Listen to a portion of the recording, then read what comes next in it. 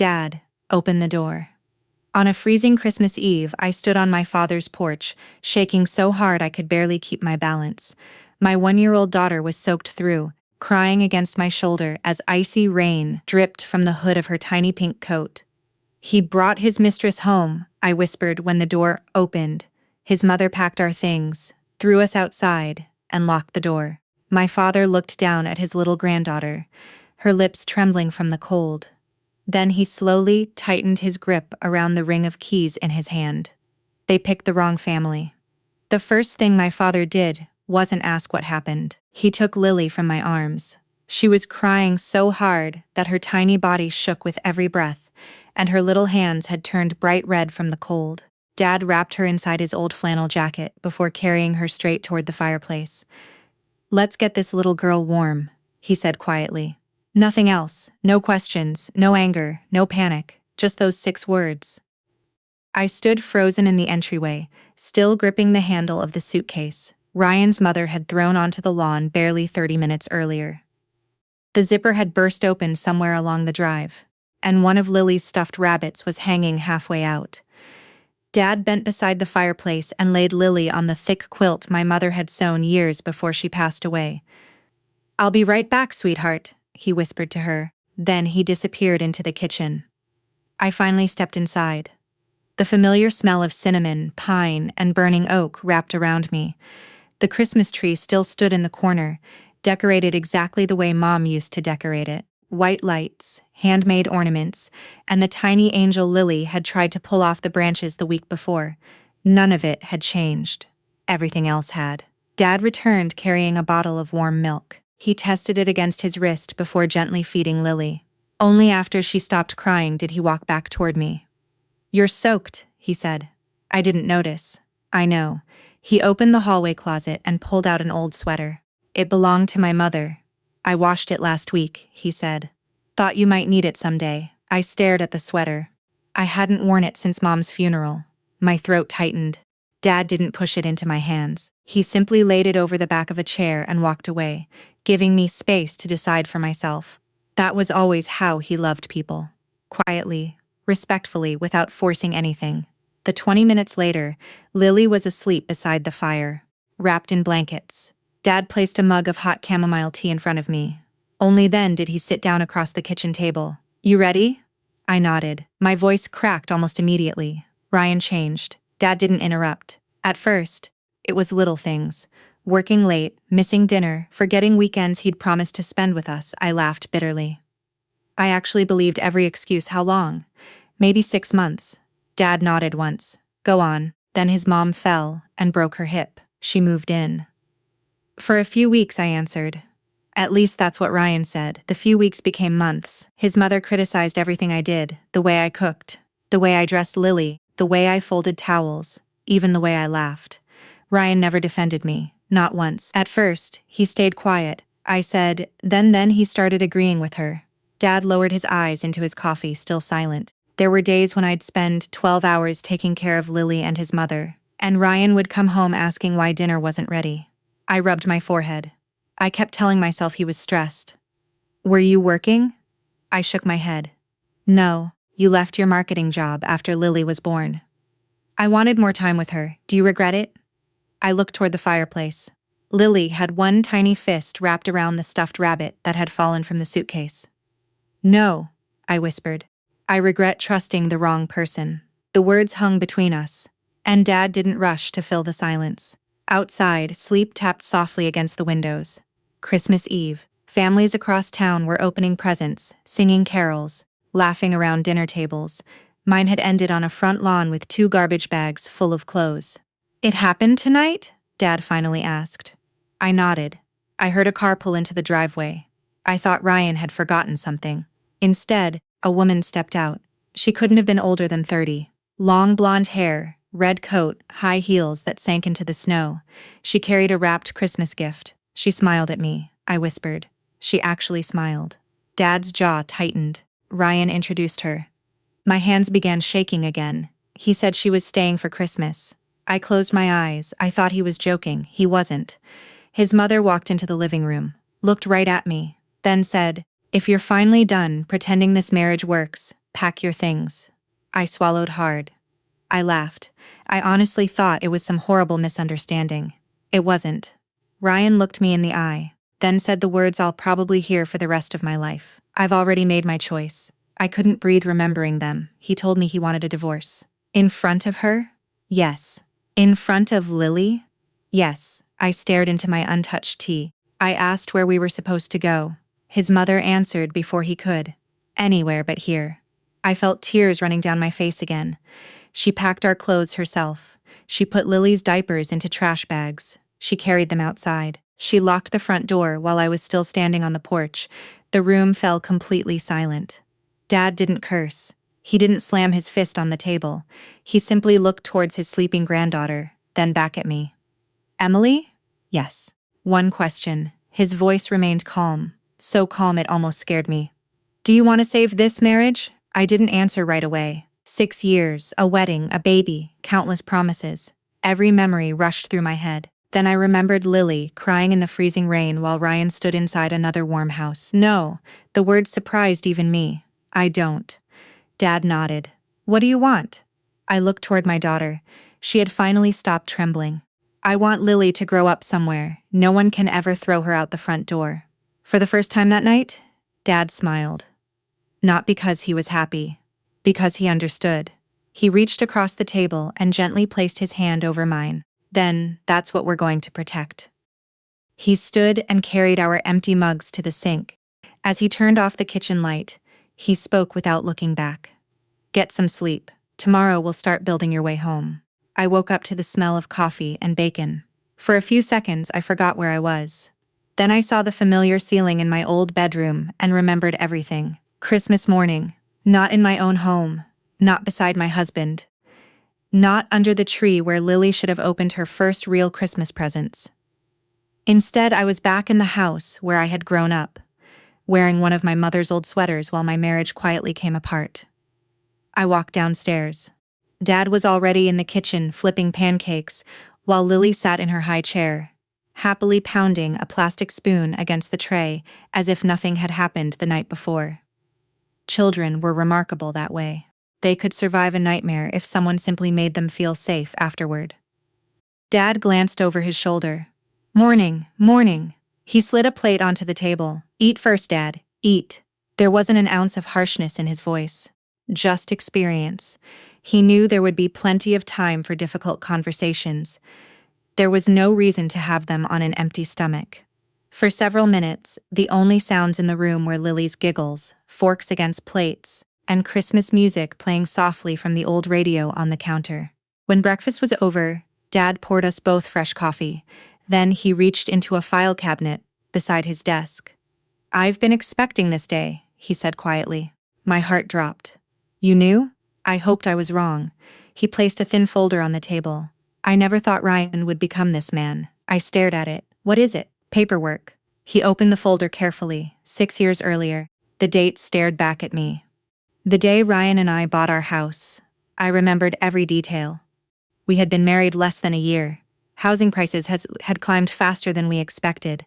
We had enough income to qualify for a mortgage, but not enough savings for the down payment.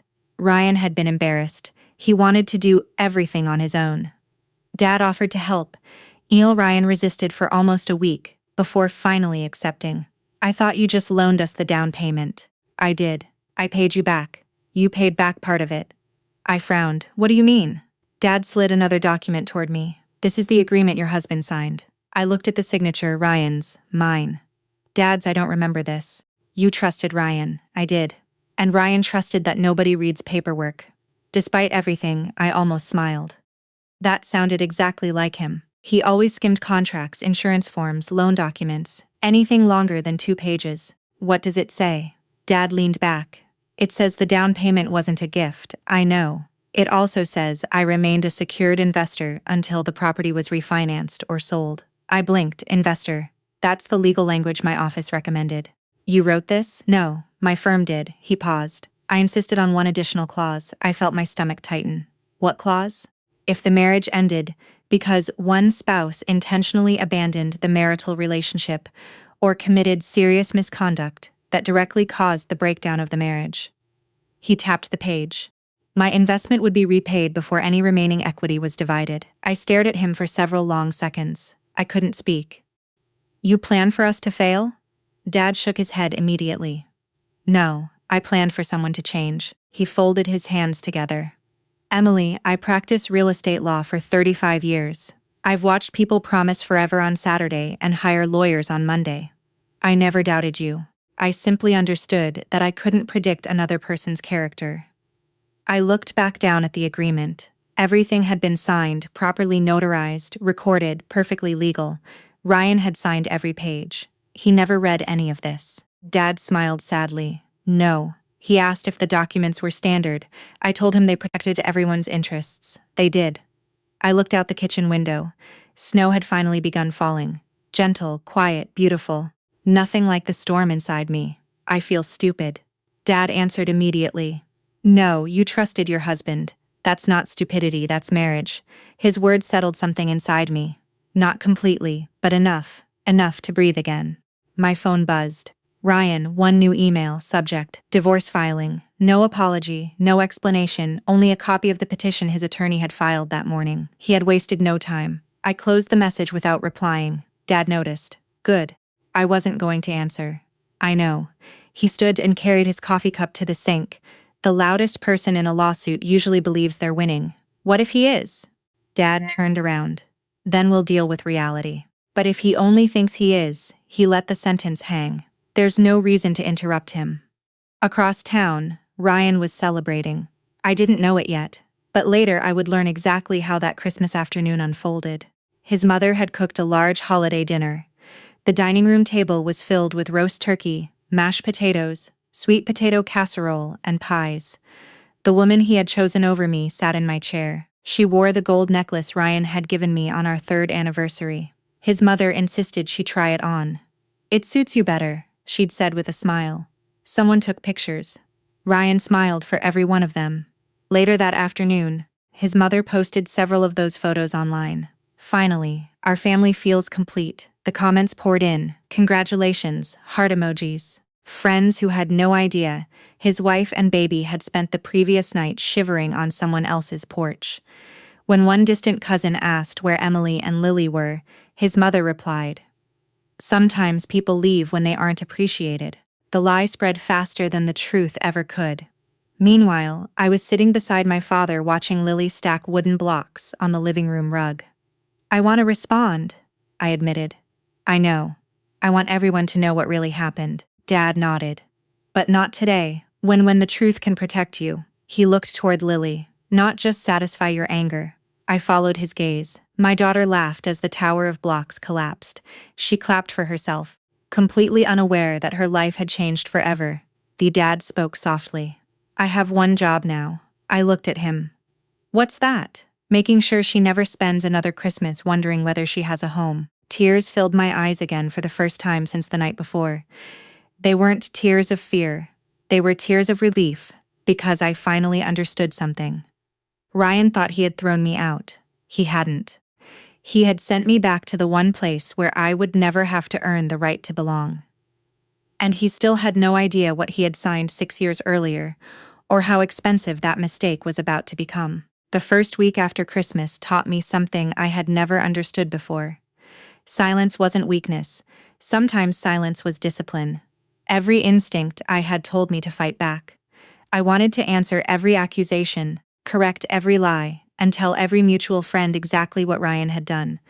More than once, I picked up my phone and started typing a response before setting it back down again. Each time, Dad said the same thing. Don't argue with someone who's collecting evidence against himself. At first, I hated hearing it. By the 3rd day, I finally understood what he meant. Ryan couldn't stop talking. He sent texts demanding that I make the divorce easy. He emailed me lists of furniture he considered his. He reminded me that he was paying the mortgage and suggested I should be reasonable about giving up any claim to the house. At that I answered none of them. Instead, I forwarded every message to my attorney. Dad never even asked to read them. Your lawyer needs them, he said. I don't. One afternoon, while Lily napped upstairs, I finally asked the question that had been bothering me since Christmas. Were you ever this calm when your clients were going through divorce? Dad looked up from the crossword puzzle he had been pretending to work on. He smiled. No, you weren't. I was usually calmer. I laughed to spite myself. How? Because panic makes people expensive. I shook my head. That sounds exactly like something a lawyer would say. It is. He folded the newspaper and leaned back in his chair. Most divorces aren't won because one person is smarter. They're won because one person stays steady while the other loses control. His words stayed with me long after the conversation ended. So, I began rebuilding the parts of my life I still could control. I reopened my LinkedIn profile, updated my resume, reached out to an old marketing director I had worked with before Lily was born. To my surprise, she remembered me immediately. "We've been looking for someone part-time," she said over the phone. "It isn't glamorous, but it's flexible. I'd love that." By the end of the week, I had my first interview scheduled. It wasn't a career. Not yet, but it was a beginning. Dad watched me print my resume. "I've missed seeing you smile because of work. I forgot I was good at it." "You didn't forget. You were busy loving your family." Skew. That sentence lingered with me all day. Ryan, meanwhile, seemed determined to convince the world that he was the victim. One of our mutual friends quietly called me. "I don't know what's going on," she said carefully, "but Ryan told everyone you left because your depression got worse." I closed my eyes. I've never been diagnosed with depression. "I know. He also said you refused counseling." I let out a slow breath. I never refused. He never asked. When I hung up, anger washed over me again. Dad noticed what happened. He told people I'm mentally unstable. Dad nodded once. And it's a lie." "I know. Aren't we going to do something?" "We already are," I frowned. "We are?" He pointed toward my phone. "You have the truth, you have medical records, you have witnesses." And now he paused. "You also have proof that he's willing to lie." That evening, another email arrived. This one came from Ryan's attorney. The language was polite, professional, cold. It requested that I voluntarily surrender any interest in the marital residence in exchange for an efficient resolution. Attached was a proposed settlement. It was almost insulting. Ryan would keep the house, most of the savings, his retirement accounts, nearly everything. In return, I would receive a small cash payment and temporary child support. I read it twice before handing it to Dad. He didn't even finish the second page. They're negotiating from confidence. What does that mean? It means they don't know enough yet.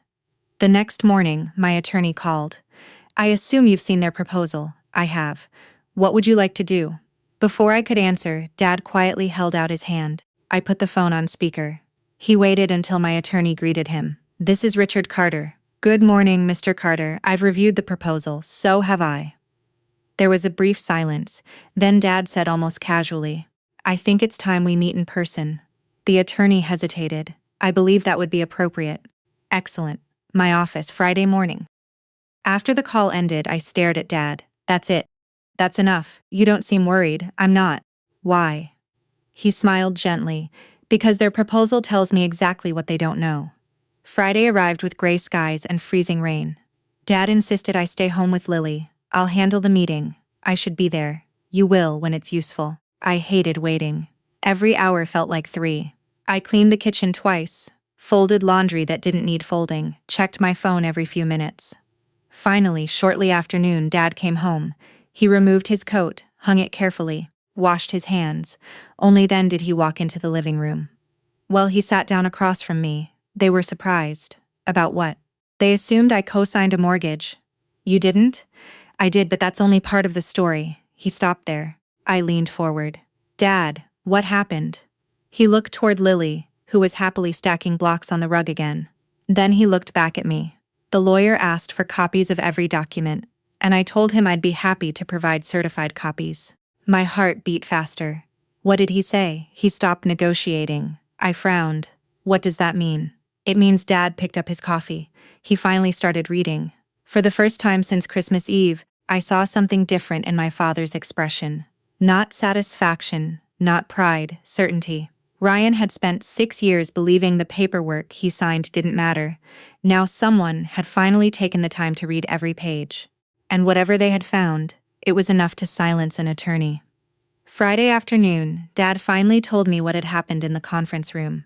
He didn't dramatize it. He never did. Instead, He poured 2 cups of coffee, waited until Lily had fallen asleep upstairs, and sat across from me at the kitchen table. The meeting lasted less than 40 minutes, he said. Only 40? It would have been 20 if they had read the documents 6 years ago. I couldn't help smiling. What happened? He slid his leather briefcase onto the table and removed a neatly organized folder. I met Ryan's attorney. The first 10 minutes were exactly what you'd expect. He insisted Ryan wanted an amicable divorce. He said his client hoped to avoid unnecessary legal expenses. He said everyone should move on with dignity. Dad looked at me over the rim of his coffee cup. I agreed with every word. That surprised me. You did? Of course. I also prefer an honest settlement. He opened the folder. But honesty requires everyone to know the same facts. He handed me a copy of the agreement I had already seen. This is the document they finally started reading. I traced Ryan's signature with my finger. So what happened when they reached the clause? Dad leaned back. The attorney stopped talking. According to Dad, Ryan had arrived nearly 20 minutes late. He walked into the conference room wearing an expensive charcoal suit. Confident, relaxed, certain. He nodded politely at Dad but never apologized for Christmas Eve, not once. Instead, he sat down, crossed one leg over the other, and smiled. I think we can wrap this up today. Dad simply replied, I hope so. Ryan's attorney began reviewing the proposed settlement. Dad listened quietly. When the attorney finished, Dad slid another folder across the table. I'd appreciate it if you reviewed the original property agreement before we continue. The attorney adjusted his glasses. He skimmed the first page, then the second. By page 4, his expression changed. Ryan noticed. What? His attorney didn't answer. He kept reading. The room grew strangely quiet. Finally, Ryan frowned. What is it? His attorney looked up. When was the last time you read these documents? Ryan shrugged. I signed them years ago. Did you actually read them? I didn't think I needed to. The attorney slowly removed his glasses. I wish you had. I looked back at Dad. What exactly did he discover? Dad tapped the agreement. The down payment wasn't treated as a gift. I know, but there's more. He turned to another page. When I contributed the down payment, it was documented as a secured financial investment. If the mortgage was refinanced, the investment had to be repaid. If the property was sold, the investment had to be repaid. And if the marriage ended because of Ryan's misconduct, he paused. The investment would be satisfied before any remaining equity was divided. I stared at him. So the equity isn't what Ryan thinks it is. He can't simply keep the house. No, he can't refinance it without satisfying the agreement. No, he can't sell it and pocket the proceeds. No, everything had been written clearly. Nothing hidden, nothing deceptive. Ryan had simply assumed paperwork didn't matter. What did Ryan say? Dad smiled faintly. The first thing? I nodded. He accused me of tricking him. I almost laughed and I reminded him the agreement had been drafted by his own closing attorney. He chose to sign. No one rushed him. No one prevented him from asking questions. Dad folded his hands. The law doesn't protect people from refusing to read. Ryan's attorney had requested a short break. The two of them stepped into the hallway. Dad remained in the conference room alone. When they returned 10 minutes later, the confidence Ryan had carried into the meeting was gone. His attorney spoke instead. We'd like certified copies of every recorded document. Dad nodded. You'll have them this afternoon. Then Ryan finally addressed him. Why? Dad looked at him calmly. Why? What? Why would you do this? I helped you buy that house. Ryan shook his head. No, I mean this agreement, the dad answered without raising his voice. I've spent 35 years watching good people trust the wrong person. I promised myself my daughter would never lose everything, because someone else broke their vows. Ryan had no reply. As Dad finished telling me the story, my phone buzzed. A text from Ryan. We need to talk. Another arrived before I could react. Why didn't you tell me about your father? I stared at the screen. Dad noticed. What is it? He wants to talk. What do you want to do? I thought about Christmas Eve, about Lily crying in the freezing rain, about the front door closing in our faces. Then I locked my phone and set it face down. Nothing. Dad nodded with quiet approval. Good. Ryan, however, wasn't finished making mistakes. By the following Monday, he had called 3 times, left 2 voicemails, sent 4 texts. Each one sounded less confident than the last. He no longer demanded. He negotiated. He suggested working things out. He insisted lawyers were making everything worse. I answered none of them. Instead, every message was forwarded to my attorney, just as Dad had taught me. Every choice leaves a trail, he reminded me. Let him decide what kind of trail he wants to leave. Ryan wasn't the only one beginning to panic. The woman he had brought home on Christmas Eve was asking questions too. Questions he couldn't answer. She had believed he owned the house outright. She had believed the divorce would be quick. She had believed he would soon be free, wealthy, and starting a glamorous new life. Instead, she learned the house couldn't simply become theirs. Legal obligations came first. Financial uncertainty came next. For the first time since Christmas, the fantasy they had built together showed its first crack, and once the first crack appeared, more were certain to follow. By the second week of January, the silence around Ryan had begun to disappear. Not because people had stopped talking, because they had started asking questions. At first, he believed he could control the narrative the same way he had controlled conversations at home.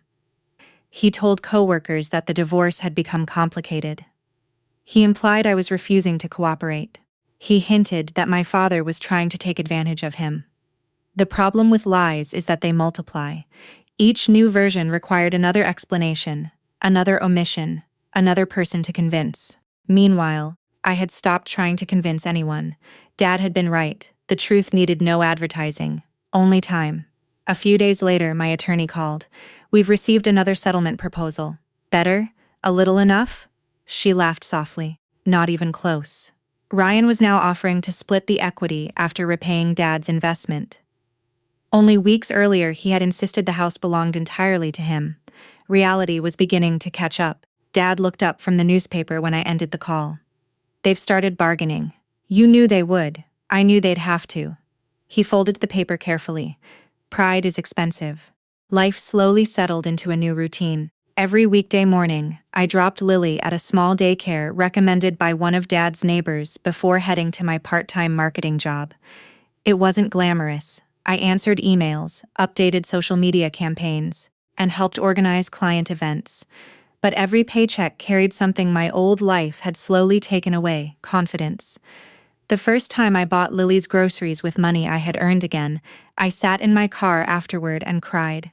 Not because I was sad, because I remembered who I had been before I started believing my entire identity depended on being someone's wife.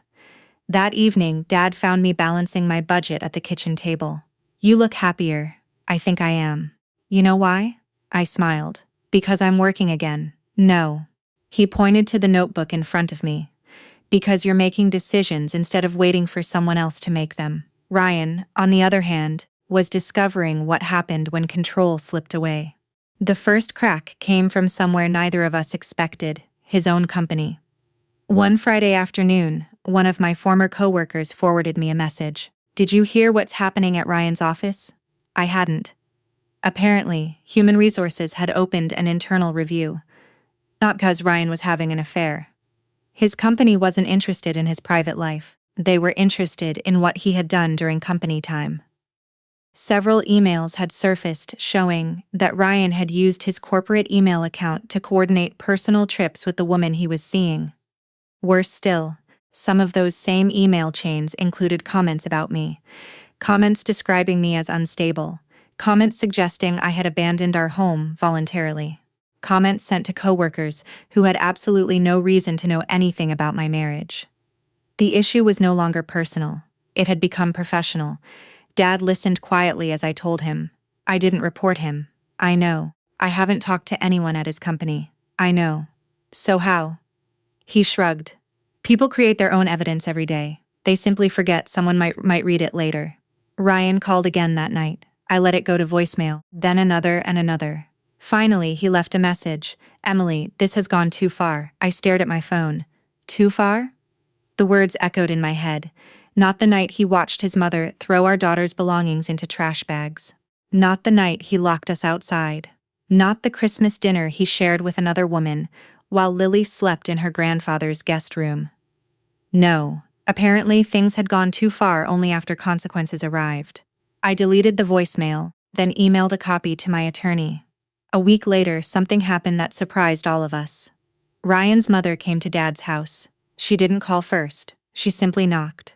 Dad opened the door. She stood there holding a casserole dish covered with aluminum foil. It looked almost absurd, as though baked pasta could erase Christmas Eve. "I'd like to speak with Emily." Dad remained polite.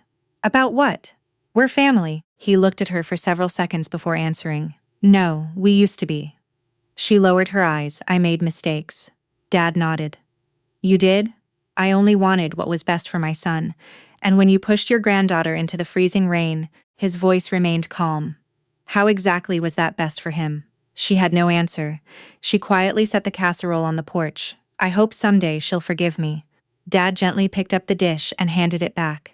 "Take this home. We already have dinner." Then he closed the door. Not angrily, simply completely. When he returned to the living room, I realized something.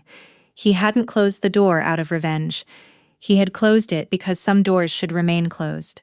The biggest turning point came 2 weeks later. My attorney invited me to review additional discovery materials. Yes, among the documents was security footage from our neighborhood. Ryan's attorney had requested it after learning nearby homes had exterior cameras. I watched the video in silence. There I was, standing on the porch holding Lily. Ryan's mother dragging 2 garbage bags toward the curb. Ryan standing inside the open doorway watching, doing nothing. The recording had no audio. It didn't need any.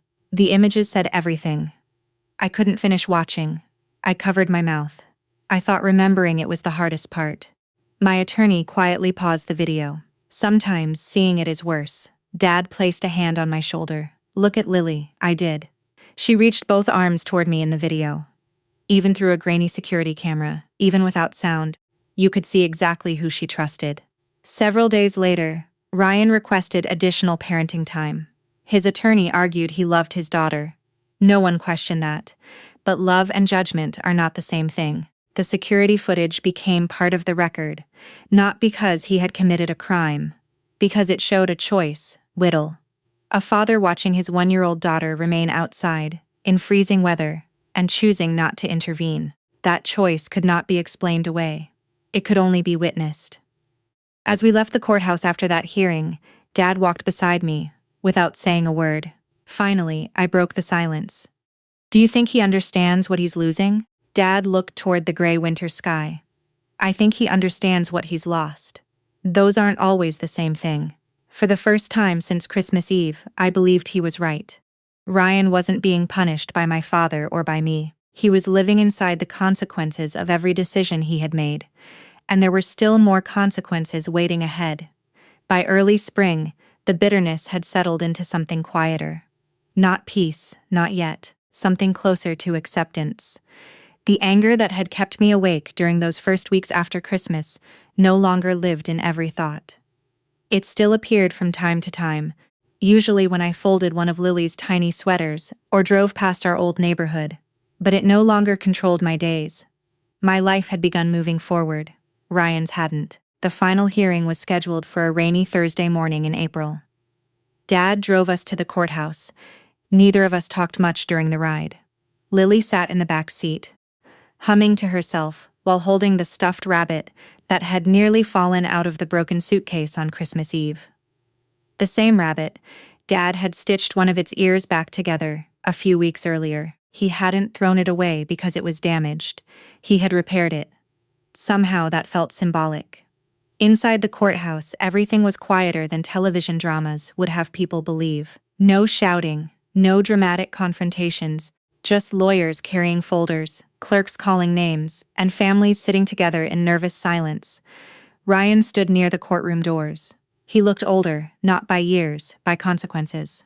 The expensive confidence that had always followed him into every room was gone. His tailored suits had been replaced by a plain navy jacket.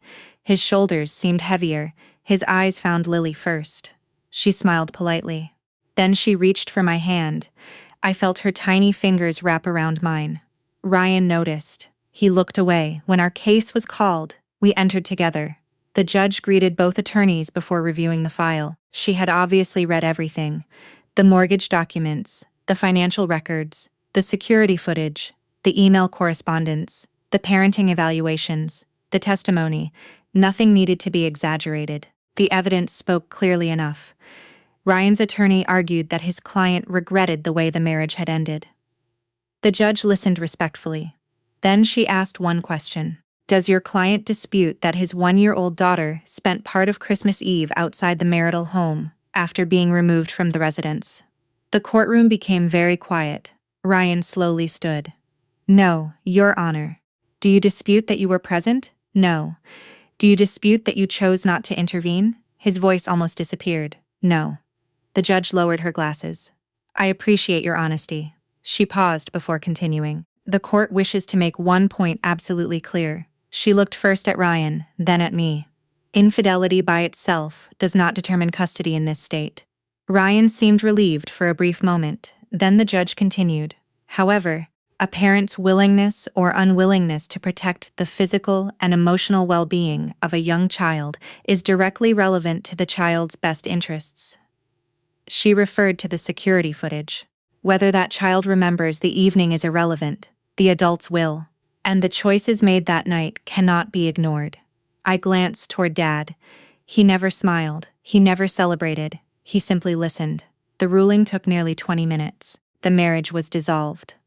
The financial agreement, executed exactly as the original documents required. Dad's investment would be repaid before the remaining equity was divided, just as every signed page had stated 6 years earlier. Ryan would have to sell the house, not because Dad wanted revenge, because that was the agreement Ryan had voluntarily signed. As for Lily, the judge awarded me primary residential custody. Ryan would receive regular parenting time, gradually increasing as long as he continued to demonstrate consistency and responsibility. The judge closed the file with one final observation. This court believes children benefit from having both parents in their lives. She looked directly at Ryan. I sincerely hope you spend the coming years becoming the father your daughter deserves. There was no applause, no triumphant music, only the quiet sound of people standing as the judge left the bench. Outside the courtroom, Ryan approached me. For a long moment, neither of us spoke.